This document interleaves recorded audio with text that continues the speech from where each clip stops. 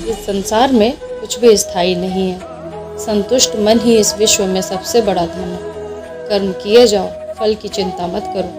भगवान प्रत्येक वस्तु में, प्रत्येक जीव में मौजूद हैं। आत्मा अमर है, इसलिए मरने की चिंता छोड़ दो। आत्मा का अंतिम लक्ष्य परमात्मा में मिल जाना ही होता है, इंसान नहीं। उसका मन किसी का दोस्त या दुश्मन होता है। बड़प्पन वह गुण है जो पद से नहीं, संस्कारों से प्राप्त होता है। व्यक्ति या जीव का कर्म ही उसके भाग्य का निर्माण करता है। वर्तमान परिस्थिति में जो तुम्हारा कर्तव्य है वही तुम्हारा धर्म है। मन बहुत चंचल है, जो इंसान के दिल में उथल पुथल कर देता है। जब वे अपने कार्य में आनंद खोज लेते हैं तभी वे पूर्णता प्राप्त करते हैं। अहंकार करने पर इंसान की प्रतिष्ठा, वंश, वैभव तीनों ही समाप्त हो जाते हैं। श्री कृष्ण कहते हैं, जीवन में कभी भी किसी से अपनी तुलना मत कीजिए। आप जैसे हैं सर्वश्रेष्ठ हैं।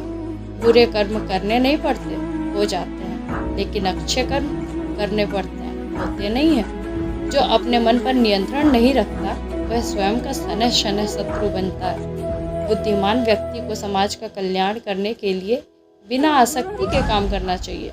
स्वार्थ संसार का एक ऐसा कुआं है जिसमें गिर कर निकल पाना बहुत कठिन होता है। अच्छे लोगों की श्री कृष्ण परीक्षा जरूर लेते हैं, परंतु साथ कभी नहीं छोड़ते।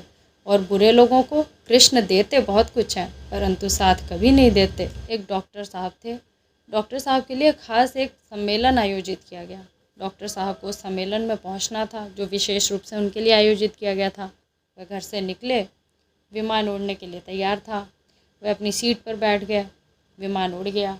बस कुछ मील दूर कप्तान ने घोषणा की, तूफानी बारिश और बिजली गिरने के कारण विमान का रेडियो सिस्टम ठीक से काम नहीं कर रहा है, इसलिए हम पास के ही हवाई अड्डे पर उतरने के लिए मजबूर हैं। वह विमान से बाहर निकले और डॉक्टर साहब कप्तान से शिकायत करने लगे कि उनके लिए एक एक मिनट बहुत कीमती है। आने वाले सम्मेलन में पहुंचना उनके लिए बहुत महत्वपूर्ण है। पास खड़े एक अन्य व्यक्ति ने उन्हें देख लिया और पहचान लिया। उन्होंने बोला, डॉक्टर पटनायक, आप जहां पहुंचना चाहते हैं वहां टैक्सी से 3 घंटे में पहुंचा जा सकता है। डॉक्टर साहब ने उन्हें धन्यवाद किया और टैक्सी लेकर वहां से निकल गए। लेकिन इस तूफान, बिजली, बारिश ने टैक्सी चालक को गाड़ी चलाना ही मुश्किल कर दिया। फिर भी ड्राइवर चलाता रहा। अचानक ड्राइवर को महसूस हुआ कि वह रास्ता भटक गया है। मोमबत्ती की रोशनी के उतार चढ़ाव के बीच उन्हें एक छोटा सा घर दिखाई दिया। तूफान में इसी गलती को समझकर वह कार से उतरे और घर का दरवाज़ा खटखटाया। आवाज़ आई, जो भी है अंदर आ जाओ, दरवाज़ा खुला है। अंदर एक बूढ़ी औरत भागवत गीता पढ़ रही थी। उसने कहा, माँ, आपकी अगर अनुमति हो तो क्या मैं आपका फ़ोन यूज़ कर सकता हूँ? बुढ़िया मुस्कुराई और बोली, बेटा कौन सा फ़ोन, यहाँ ना तो बिजली है ना ही फ़ोन। तुम बैठो, कुछ चरणामृत है सामने टेबल पर, तुम पी लो, तुम्हारी थकावट उतर जाएगी। और मैं तुम्हारे लिए खाने के लिए कुछ फल लेकर आती हूँ। डॉक्टर ने उन्हें धन्यवाद किया और चरणामृत ले रहे थे। बुढ़िया अपने जप में खोई हुई थी। तभी उनकी नज़र पड़ी कि एक छोटा सा बच्चा कंबल में लिपटा हुआ था, जिसे बुढ़िया थोड़ी थोड़ी देर में हिला दे रही थी। जब बुढ़िया आज़ाद हुई तो उसने कहा, माँ जी, आपके स्वभाव ने मुझ पर जादू कर दिया। तुम भी मेरे लिए दुआ करो। मुझे आशा है कि आपकी प्रार्थनाएं मेरे लिए बहुत महत्वपूर्ण साबित होंगी। बुढ़िया कहती है, नहीं बेटा, ऐसी बात नहीं है। तुम मेरे मेहमान हो और मेहमान की सेवा करना भगवान की सेवा करना जैसा ही होता है। मैंने तुम्हारे लिए भी प्रार्थना की है। भगवान का शुक्र है, उसने मेरी हर प्रार्थना सुनी है। बस एक दुआ और मांग रही हूँ, शायद जब वो चाहेंगे तब मान लेंगे। डॉक्टर ने पूछा, कौन सी दुआ माँ? बुढ़िया ने कहा, आपके सामने यह 2 साल का बच्चा मेरा पोता है। ना तो इसकी माँ है ना इसका पिता।